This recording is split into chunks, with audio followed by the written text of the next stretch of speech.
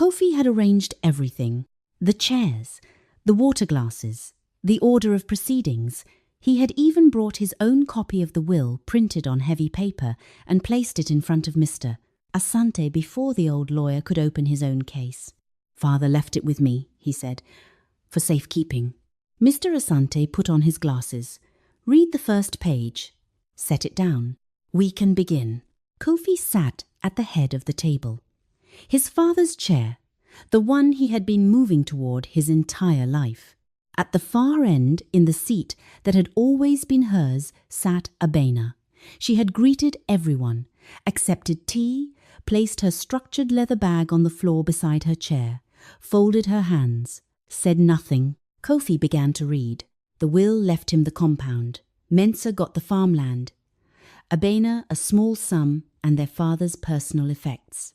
Traditional, clean, eldest son primary. It was also not the will their father had written. Abena knew this. She had known it since the morning 3 years before his death, when her father called her to his room, handed her an envelope, and said, "Keep this, tell no one. When the time comes, you will know what to do with it." She had kept it, told no one, waited. She let Kofi finish reading, let the room absorb it, let Auntie Afua make a sound that wasn't quite a word, let Mensah stare at the table. Then she reached into her bag. She placed a document on the table, said nothing. She didn't need to. Let me tell you about Kwame Sr. Before the illness, before the will, before the Saturday morning that changed what the family understood about itself. He was a man who had built things not dramatically, not with announcements, but with the specific patience of someone who understood that what lasts is built slowly. The family compound in Accra had taken him 12 years to complete, one section at a time, as money became available. The farmland in Brongahafo he had acquired over 20 years of careful purchases, small plots accumulated into something significant. The savings account he had fed consistently for 3 decades, never touching it, never explaining to his children what it was for, simply adding to it each month, with the discipline of a man who believed that the purpose of money was to become more money until the moment it was needed for something real. He had 3 children. Kofi was the eldest, bold, socially fluent. The son who had learned early that his position in the family hierarchy was an asset to be used, and had used it accordingly. Mensah was the middle child, quieter, less ambitious in the visible sense, someone who had spent his life in the orbit of his older brother's decisions and had developed the particular passivity of someone who has never had to make the important calls. And Abena was the youngest, the only daughter, who had arrived in a family where the inheritance logic was already written before she was old enough to understand it. Kwame Sr. had loved all 3 of his children, but he had seen them clearly in the way that fathers who pay attention see their children, without the distortion of preference, but also without the comfort of pretending that what he saw was not what it was. He saw Kofi's ambition and its specific quality, the ambition of a man who measured success by what he could take rather than what he could build. He saw Mensah's quietness and its specific quality, the quietness of a man who would not act against Kofi even when Kofi was wrong. And he saw Abena, the daughter who had been told implicitly her whole life that what she would inherit was less than her brothers, who had absorbed this and continued anyway, building her career and her savings and her life with the same patient discipline she had learned from watching her father. He had not told any of them what he thought. He was not a man who led with words. He led with arrangements. The illness announced itself in 2019, a diagnosis that was, initially, ambiguous enough to permit hope. By 2020, it was not ambiguous. Kwame Sr. received this information with the particular equanimity of a man who has always understood that every building project has a completion date and that the important thing is to finish what needs to be finished before it arrives. He had one thing left to finish. He called Abena to his room on a Thursday afternoon in November 2020. He had arranged the time carefully. Kofi was in a meeting in Kumasi. Mensah was at work. The house was quiet. He told her what he wanted her to know, that he had made a will, that it was with Mr. Asante, who had been his lawyer for 30 years, and that the will said what he actually believed about how his estate should be distributed rather than what anyone would expect it to say. He gave her the envelope. Inside was a copy of the true will and a letter explaining his reasoning. "Why me?" she said. "Because you will not use this early," he said. "And because you have spent your whole life being patient about what belongs to you.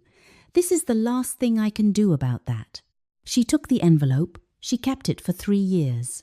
And I want to stay with this moment. Because what Kwame Sr. did, seeing his children clearly and making arrangements around what he understood, is the action this entire story turns on. Not the fake will. The fact that a father paid attention. He had watched Kofi for 40 years, the warmth that was real but strategic, the intelligence pointed at what was available to take. He understood that loving someone and trusting them with a thing are different acts. He had watched Abina for 38 years building without announcement, sitting at tables where she was assumed to inherit less, never making a scene. Patient in the specific way of someone who understands that the right moment is worth waiting for. He had decided that the right moment would need help to arrive, and that Abena was the person to carry it. He was a man who built things slowly and correctly, and trusted that what he built would outlast the people who wished it were otherwise. The envelope was one more thing he built slowly and correctly. He handed it to his daughter and trusted her to be the thing he had always known she was. She had not disappointed him. She had not opened it early. She had not told anyone. She had simply carried it for 3 years, waiting for the time he had told her would come. And I want you to understand what those 3 years cost. Not in drama, Abena was not someone who expressed cost dramatically, but in the specific weight of showing up every Sunday and sitting at a table where Kofi talked about the compound as though it were already his, where Mensa nodded along, where Auntie Afua watched with the expression of someone who suspected something but did not know what to do with the suspicion. Showing up every Sunday and serving the food and washing the dishes and driving home and putting the envelope back in the drawer and going to bed. She had a life outside the envelope, a career that was built from the same patient discipline she had learned from watching her father, a savings account she fed every month, an apartment that was hers. She was not waiting passively, she was building in the same way her father had built, one section at a time, trusting that what she built would be there when it was needed. The envelope was simply one more thing she was building around. She could not have rushed it. She understood this. Her father had understood it when he chose her. The person who could carry something for 3 years without using it early was the correct person to carry it. She was that person. She had always been that person. Kwame Sr. died in January 2023. He died at home, in the room where he had spent the last year of his life. With Abina present, she had been staying at the family home for the final months, managing the medication schedule and the nursing visits and the specific logistics of a death that is coming slowly and requires someone to be there. Kofi had visited on weekends. Mensa had called regularly. Abena had been there. The grief was real. Whatever else was true about the Boateng family, the father had been genuinely loved in the different ways that different children love a parent. Kofi, with the specific love of someone who needed his father's approval and had spent 40 years trying to earn it.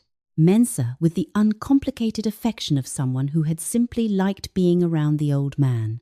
And Abena, with the love of someone who had sat with him in the difficult evenings and knew what his face looked like when the pain was bad. The family gathered for the funeral. The 40 days passed. And then, in the specific way of Ghanaian families managing an estate, the question of the inheritance began to organize itself. Kofi had moved first. He had always moved first. Within 2 weeks of the funeral, he had produced a document, a will, he said, that their father had left with him for safekeeping. He had shown it to Mensa before showing it to anyone else. Mensa had read it and said nothing, which was not the same as agreeing, but Kofi had treated it as agreement. What was in the document was this: the family compound to Kofi, the farmland to Mensa, a small sum and their father's personal effects to Abina. The distribution of a traditional inheritance, eldest son primary. What was not in the document was their father's handwriting. What was not in the document was the specific phrasing their father used, the formal cadences of a man who had been educated in mission schools and retained a certain Victorian precision in his written language that Kofi had not quite replicated. What was not in the document was the date of execution, which was listed as a month before their father's diagnosis, at a time when, as Abena knew from the hospital records she had helped manage, he had not been well enough to attend a lawyer's office. She noticed all of this. She said nothing. She waited for the Saturday morning. And I want to tell you about the specific quality of what Kofi had produced, because it is important to understand that it was not a crude forgery, it was careful. It had the right format. It had the right kind of language, mostly. It had their father's name at the bottom, in a signature that was close to accurate. What it did not have was their father, the man who had spent 70 years building things carefully, one section at a time, was not in the document Kofi had produced. The cadences were slightly wrong. The legal phrasing was slightly modern. And the date placed the execution in a month, when Abena knew, from the hospital records she had managed and the appointments she had attended, that their father had not been well enough to travel to a lawyer's office. She had also, in those weeks, thought carefully about what the document meant about her brother. Not with moral fury, she had known Kofi for 44 years and had long since arrived at a complete picture of him, but with a specific sadness of someone who had hoped, in some corner of themselves, that when the moment came, he would be different from what he was. He had not been different. He had been exactly himself. She held the envelope in the drawer. She thought about her father's sentence, "When the time comes, you will know what to do with it." She thought about what knowing felt like. She decided it felt like this, like understanding that the time had come and that what you had to do was exactly what had always been required. Show up, say nothing, wait, and then place what you were carrying on the table at the right moment. She had also called Mr. Asante. The conversation had been brief and sufficient. The lawyer had confirmed what she already knew, and she had confirmed for him that she would be at the meeting. Both of them had said what needed to be said and nothing more. She had also, in the week before the Saturday meeting, called Mr. Asante. The call had been brief. The old lawyer had known exactly why she was calling and had been waiting for it. "Are you aware," she said, "that Kofi intends to present a will at the family meeting?" The old lawyer was quiet for a moment. Then he said, in the specific tone of someone who has been waiting for exactly this call, what she needed to hear. "I am aware that a document exists," he said carefully. "I am also aware that I hold the document executed by your father in my presence, witnessed by 2 independent parties, with a notarized copy registered at the relevant office. I will bring it to the meeting." "Thank you," Abena said. "Your father," Mr. Asante said, "was a very careful man." "Yes," she said, "he was." She had sat with the phone after the call and thought about what the old lawyer's tone had contained. He had not been surprised by her call. He had not said, "I was wondering when you would contact me." He was too precise for that kind of thing, but she had heard in his voice the quality of someone who had been waiting and was satisfied that the wait was ending. Correctly. He had kept the will for 3 years in the same way she had kept the envelope, without opening it early, without bringing it to anyone's attention, trusting the arrangement that Kwame Sr. had made and waiting for the Saturday morning that the arrangement required. 2 people keeping the same secret from different ends. Her father, she thought, had been very thorough. He had understood that the truth needed a witness who was not his daughter, someone with the legal authority to confirm what Abena carried, someone whose copy could not be dismissed as a daughter's loyalty or a child's grief. He had given the registered original to the man who had been his lawyer for 30 years. He had given a copy to his daughter. He had told only one of them about the other. Until Saturday morning, neither she nor Mr. Asante had confirmed to the other what they each held. They had simply both known. They had both come to the same room. They had both waited for Kofi to finish reading. That was the arrangement. It was complete. It was correct. Here is what 3 years of carrying the envelope looked like. It looked like continuing to go to Sunday dinners at the family home and sitting at the table and listening to Kofi speak about the compound and what he planned to do with it when the time came, the renovations he was planning, the rental income it could generate, the way he described a building that did not yet belong to him as though the belonging were already settled. She listened to all of this. She served the food when it was her turn to serve it. She washed the dishes when it was her turn to wash them. She drove home afterward and put the envelope in the drawer where she kept it and did not think about it until the next time she needed to remember it was there. It looked like watching Mensa navigate the space between his brother and his sister with the specific discomfort of someone who knows a thing is wrong but lacks the conviction to say so and has decided that the distance between knowing and saying is a place he can live in indefinitely. It looked like the specific discipline of not telling anyone. Not her closest friend, not her colleague who had become something like a sister, not anyone. The envelope was a secret between her and her father and Mr.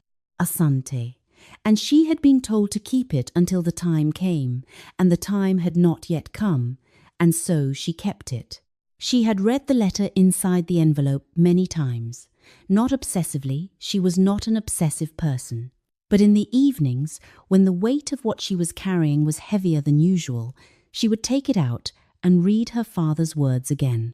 He had written in the specific Victorian precision that she had recognized as his, and that Kofi's document had not quite replicated that he was leaving the compound to Abina because she was the one who had cared for it, and for him in the years when caring was what the compound required. He was leaving the farmland and the savings account equally divided between all 3 children, because he believed equally in all 3 of his children's capacity to manage what they were given. He was leaving Kofi his blessing and his books, and a sentence that read, "I know what you are capable of when you are not trying to take something. I hope you will find that more useful than what I have not left you." She had thought about that sentence many times. She had wondered, in her more generous moments, whether the Saturday morning would produce in Kofi something her father had believed was there, whether being caught, being seen, being the person at the table who had produced a false document and been unmade by it, would be the moment that turned the ambition towards something other than what it could take. She did not know. She did not know who her brother would be on the other side of the Saturday morning. And this is what I find most remarkable about the 3 years. Not that she kept the secret, though, that required considerable discipline, and she was a disciplined person. Not that she continued to attend the Sunday dinners and serve the food and wash the dishes and go home and put the envelope back in the drawer, though this required a kind of patience that most people would not have sustained. What I find most remarkable is that she had genuine uncertainty about what her father's plan would produce. She did not know if it would change Kofi. She did not know if it would free Mensa from the orbit of his brother's decisions. She did not know if Auntie Afua's witnessing would matter. She did not know what the room would feel like after the 2 documents were on the table. She had carried an envelope for 3 years without being certain of what it would do, only certain that her father had believed it was the right thing to do, and that she had promised to carry it. The trust between them had been complete, and it had not required her to know the ending. It had only required her to be present when the ending arrived. This is what faithfulness looks like from the inside. Not certainty about the outcome. Commitment to the act, regardless. She had been committed to the act for 3 years, to keeping the envelope, to saying nothing, to showing up on the Saturday morning and sitting at the far end of the table and waiting for Kofi to finish reading his version before she reached into her bag. She only knew who she was going to be in it. And that was enough. In the end, that had always been enough, to know who you were going to be, to show up as that person, to trust that what your father had arranged would do the rest. She had been practicing this for 38 years. She had been practicing it, specifically, for 3. The envelope was in her bag. Mr. Asante had his case. All that was left was to arrive and sit and wait, and then place what she was carrying on the table at the right moment. She knew the right moment when it came. Her father had trusted her to know. He had been correct to trust her. And I want to say something about what the 3 years had produced in her that was separate from the envelope, because the envelope was not the only thing she had been carrying. She had been carrying the knowledge of what her brother was planning, the specific knowledge that comes from watching someone speak about something as though they own it before they have confirmed whether they do. She had watched Kofi at every Sunday dinner for 3 years, describing his plans for the compound, the renovations, the rental income, and she had received all of this with the patient composure of someone who knows the ground is different from what the other person believes. This had not made her bitter, it had made her certain. Certainty, she had found, was a useful thing to carry alongside an envelope for 3 years. It meant she was never in doubt about whether the Saturday morning was worth waiting for. She never asked herself whether it would be easier to produce the document early, to confront Kofi before the meeting, to tell Mensa or Auntie Efua. She knew the answer. It would not be easier. It would be messier and less complete, and would deny her father's arrangement the moment it was designed for. Her father had designed a specific moment. She had agreed to be in it. She had been in training for it her entire life. The family meeting was called for 10 o'clock. By 9:55, Kofi was already there. He had been there since 9:30, arranging the chairs, setting out glasses of water, positioning himself at the head of the table in the specific way of someone who understands that arriving early and organizing a room is a form of control. He had placed his document in front of Mr. Asante's seat. He had greeted the arriving relatives with the warmth of a man who believed the day was going to go well for him. Mr. Asante arrived at 9:58. He looked at the document already on the table. He placed his own leather case beside it. He put on his glasses and read the first page of Kofi's document slowly. He set it down. He said, "We can begin," in a voice that gave nothing away. Abena arrived at 10 exactly. She greeted everyone. She accepted the tea that her cousin offered. She sat at the far end of the table, the seat that had been hers at family gatherings, since she was small enough to need a cushion to reach the table, and she placed her structured leather bag on the floor beside her and folded her hands in her lap. Kofi began to read. He read well. He had clearly practiced. His voice had the gravity of occasion, the specific weight of a firstborn son discharging his duty to his father's memory by faithfully presenting what his father had left. The document he read left him the compound, Mensa, the farmland, Abena, the small sum, and the personal effects. He read it without hesitation. Abena listened. She watched Mensa's face, the expression of someone who has been told a version of this before and is hoping the telling of it in public will make it feel more true than it did in private. She watched Auntie Efua's expression shift, the old woman's face moving through a sequence of reactions that suggested she was comparing what she was hearing with what she had expected to hear and finding a gap. When Kofi finished, the room was quiet. Then Auntie Efua said, "That is not what your father told me." Kofi looked at her. "Auntie, he told me," she said, "what he intended.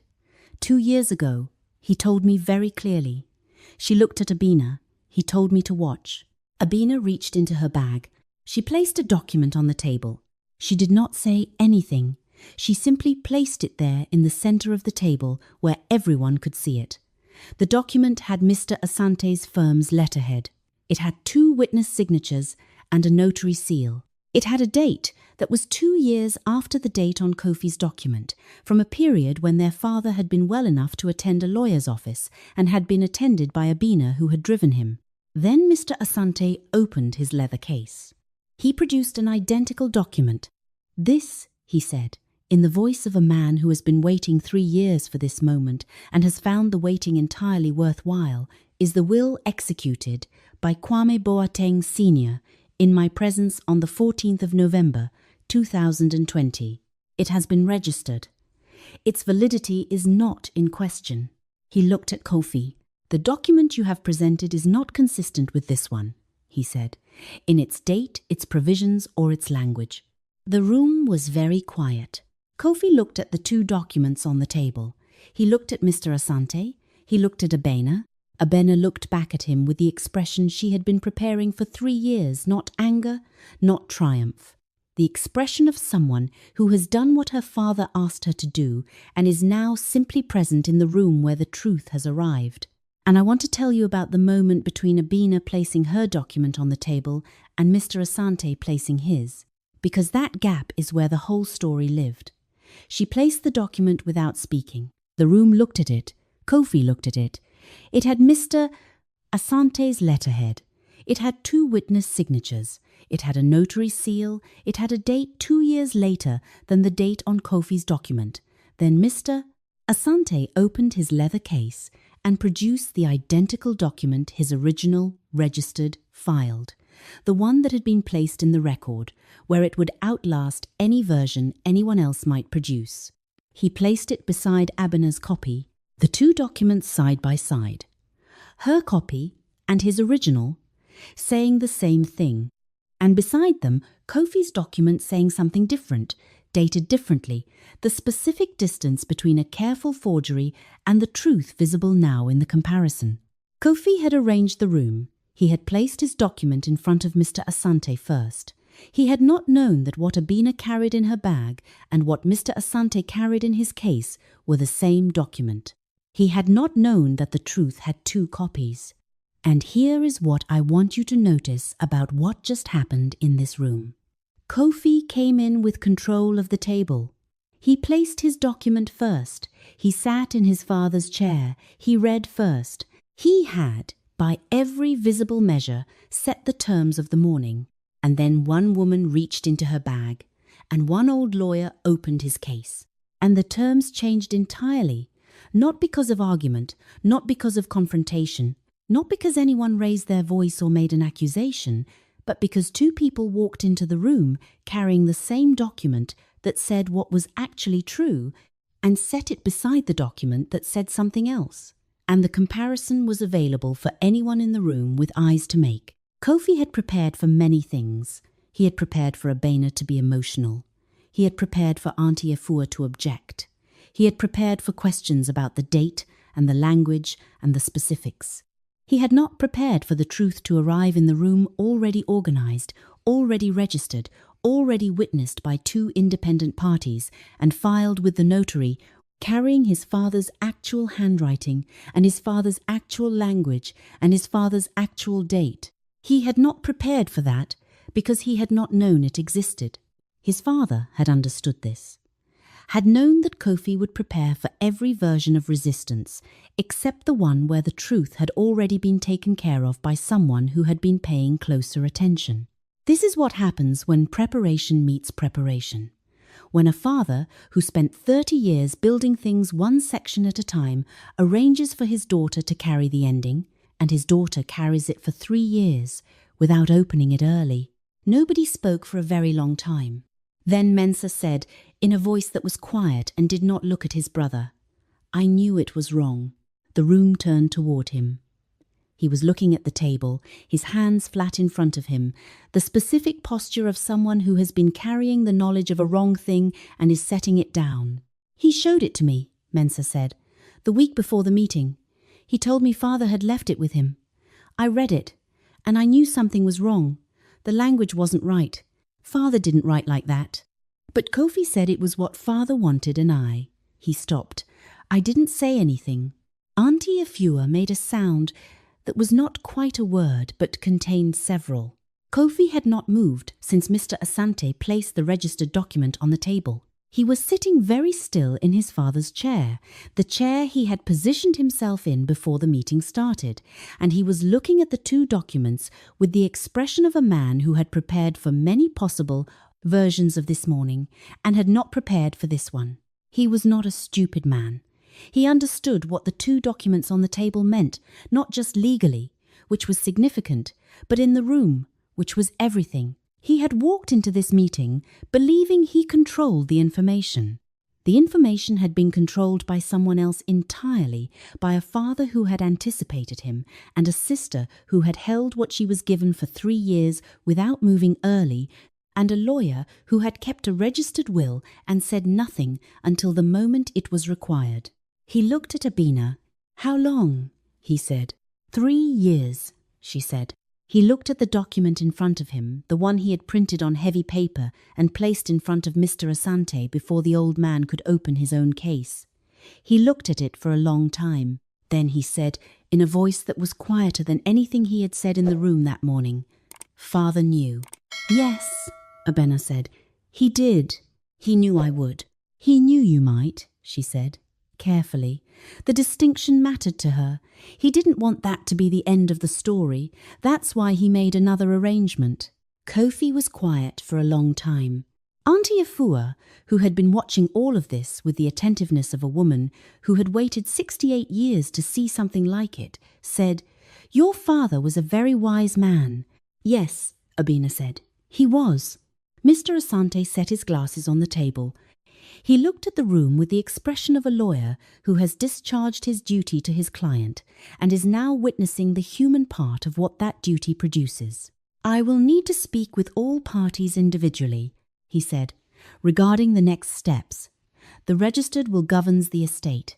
Any challenges to its provisions will be addressed through the appropriate legal process." A pause. "I do not anticipate successful challenges." And I want to stay with Kofi for a moment. Because he is sitting in his father's chair, the chair he positioned himself in before anyone else arrived, and he is now being asked to sit in it as the person who produced a false document in a room that contains the true one. He is not a monster. He is a man who loved his father and feared inheriting less than he believed he deserved, and made a decision that was wrong, not from evil, but from the specific blindness of someone who has spent 44 years believing that what he was owed was more than what anyone was prepared to give him freely. His father had understood this, had written about it. "I know what you are capable of when you are not trying to take something." The sentence acknowledged both the capacity and the habit. Kofi received this read aloud by Mr. Asante in front of his brother and his sister and his aunt and the cousins who had watched him arrange the chairs. He did not speak. He sat very still.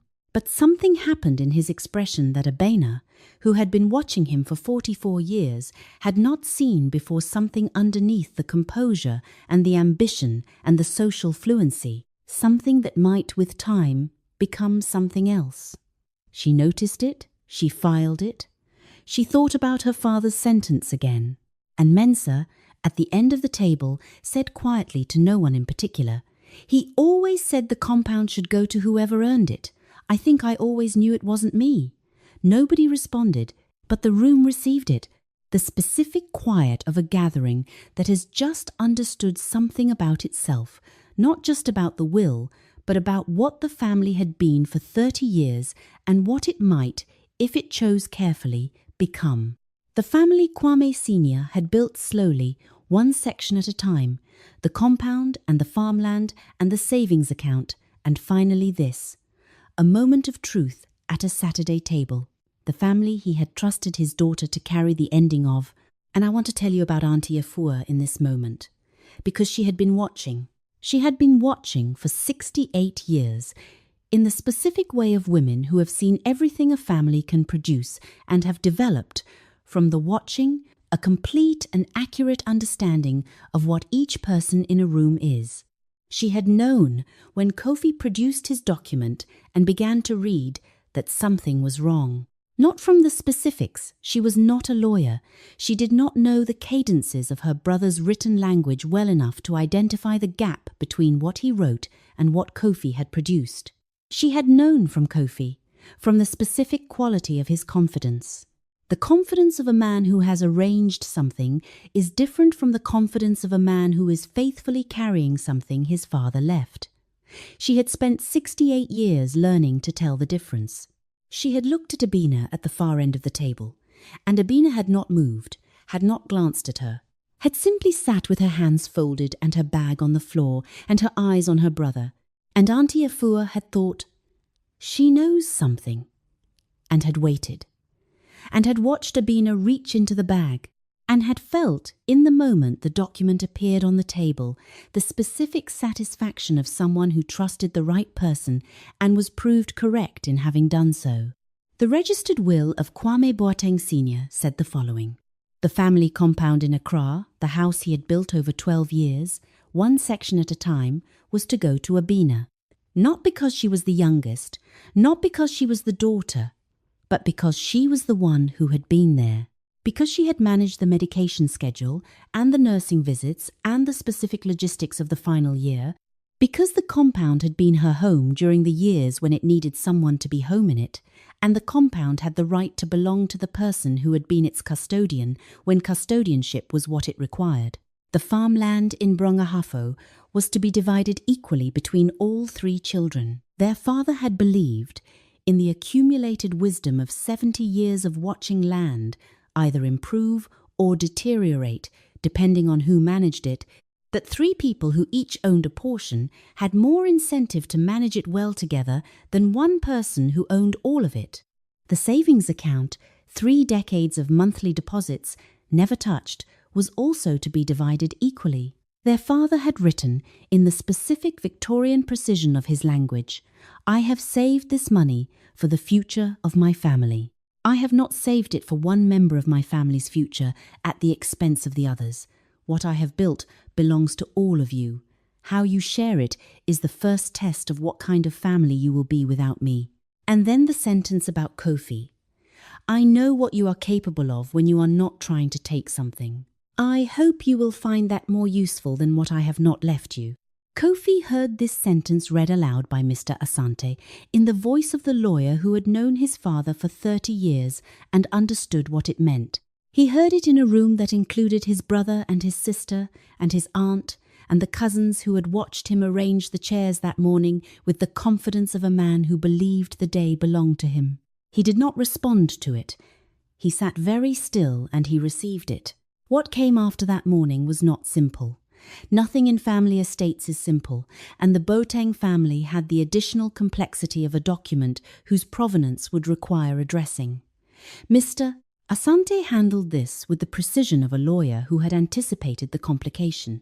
The legal process that followed was not without difficulty for Kofi, but the registered will, the notary seal, the witness signatures, and the date that placed the execution squarely in a period when Kwame Boateng Sr. had been lucid and attended by his daughter, made the foundation of the estate unassailable.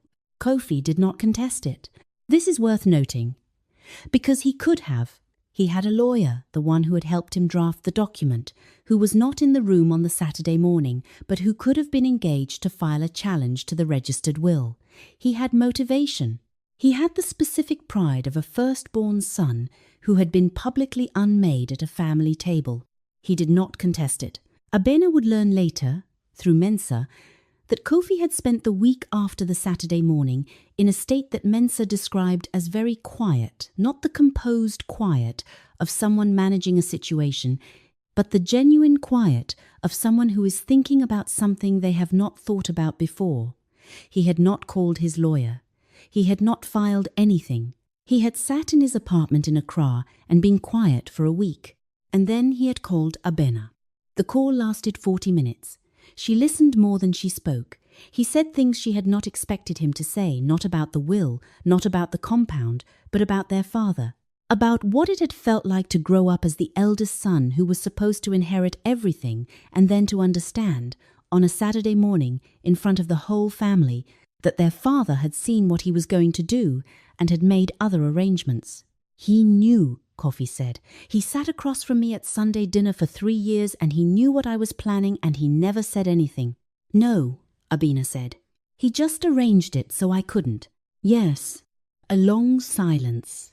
"That's what he did with everything," Kofi said. "He didn't argue. He just built it correctly from the beginning, so there was no room for it to go wrong." Abena was quiet. Then she said, "He left you a sentence. I think he meant it." Kofi did not respond immediately. Then he said, "I think I've been afraid of what I would be without being the eldest son who got everything. I don't know what else I am." It was the most honest thing she had heard him say in 44 years. She received it carefully, the way you receive something fragile. "Find out," she said. "If you want to find out, I'll be at Sunday dinner." He came. He sat at the left side of the table, not the head, the left. And he ate the food and he spoke when spoken to. And he was not the person who had arranged the chairs and placed his document in front of the lawyer and sat in his father's chair. Abena noticed this. She did not comment on it. She passed the rice. She asked Mensa about his work. She let the dinner be a dinner. After, when the table was cleared and Auntie Afua had said her goodbyes and Mensa had driven home, Kofi stayed to help wash the dishes. This was not something he had done in 44 years of Sunday dinners. He stood at the sink and washed, and she stood beside him and dried, and for a long time neither of them said anything. Then he said, "I didn't think he saw me." "He saw all of us," Abena said. "That was what he did." Kofi was quiet for a moment. Then the sentence he wrote, "About what I'm capable of." "Yes." "Do you think he meant it?" She looked at her brother, really looked, the way she had been looking at him for 44 years, without ever quite letting him see that she was doing it. "He built a compound for 12 years, she said. "He saved money every month for 30. He arranged a will that required 3 years and 2 people to carry correctly." She paused. "He didn't do things he didn't mean." Kofi received this. He washed another dish. "Okay," he said. That was all. But it was the most complete thing he had said to her in years. He had been in the room when the 2 documents were placed side by side. He understood what contesting it would require him to argue. The compound passed to Abena on a Monday morning, 6 months after the Saturday meeting. She walked through it, as she had walked through it many times before, the front room where the family had gathered for decades of Sundays, the kitchen where her father had drunk his morning tea at the same table every day for 30 years, the bedroom where she had sat with him in the difficult evenings, the small garden that he had tended with the specific attention of a man who found peace in making things grow. It was hers now, not as a surprise she had known for 3 years what the will said. But knowing and having are different things. The key in her hand was a different thing from the document in the envelope. She had not decided yet what to do with it. There were options. She could live in it. She had been considering for years whether to leave her rented apartment and have somewhere that was entirely hers. She could use the front section for something productive. She had thought about this. The space that could become a workspace, a studio, something that brought life into the compound the way her father had brought life into it, simply by being in it for 30 years. She had not decided. She did not need to decide today. What she had decided in the months between the Saturday morning and the Monday key was what to do about Kofi. She had called him, not to confront, not to demand, not to extract anything, to talk. The conversation had lasted 40 minutes and had covered their father, the illness, the compound, the document Kofi had produced, and the sentence their father had written about what Kofi was capable of when he wasn't trying to take something. Kofi had listened more than he spoke. At the end, he had said something she had not expected. "I think I've been afraid of what I would be without being the eldest son who got everything. I don't know what else I am." She had thought about this for a long time afterward. She did not have a clean answer. But she had told him what she believed. "You're the person Father thought was capable of more than this. That's something. If you want to find out what that person looks like, I'll be at Sunday dinner." He had come to Sunday dinner. He had not sat at the head of the table. Mensa had called the week after the Saturday meeting and apologized, not the formal prepared apology, but the genuine kind, the kind that costs something to say. She had received it. She had told him what she told Adwoa in a different story, that she had heard him, that what came next between them was a separate question from what had happened, and that she needed time. Mensa had said he understood. Her father had left her more than a compound. He had left her the specific knowledge that he had seen her, had seen what she was and what she was capable of, and had trusted her with the most important arrangement of his life. He had not made a speech about it. He had handed her an envelope and said, "When the time comes, you will know what to do with it." She had known. She stood in the front room of the compound on the Monday morning, and she thought about the Saturday, the 2 documents on the table, Kofi's face when he understood, Auntie Efua's sound. That was not quite a word. Mensa's "I knew it was wrong" said to the table. She thought about 3 years of carrying the envelope and not opening it early and not telling anyone and simply waiting for the time that her father had told her would come.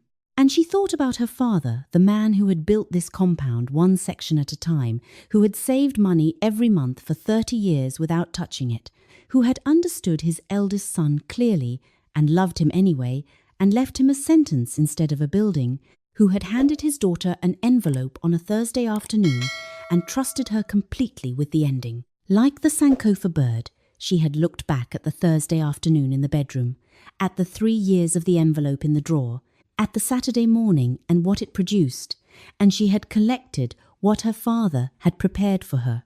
Not just the compound, the knowledge that she had been seen, that someone who mattered had looked at her clearly and trusted her with the truth. She had the key, she had the compound, she had Sunday dinner, she had what her father had left. And this, the compound, the key, Sunday dinner, the knowledge that her father had seen her, was not the ending of anything.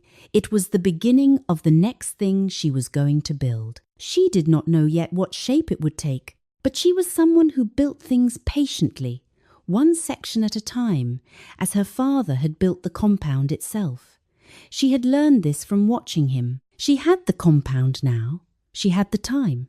She had the key in her hand and the morning light in the front room and the whole of what came next still to be decided. She was in no hurry. She had learned, over 38 years and 3 years of carrying an envelope and a Saturday morning that changed what the family understood about itself, that the right things arrive at the right time when they have been prepared for correctly.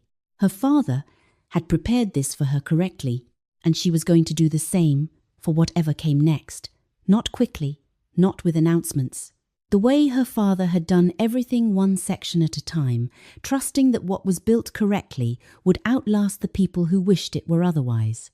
She had the compound, she had the key, she had Sunday dinner, and a brother who was finding out what he was when he was not trying to take something, and a father's sentence that she believed was true. She had what she needed. She had always had what she needed. She simply, finally, also had the compound. Her father had prepared this for her correctly. She would do the same for whatever came next.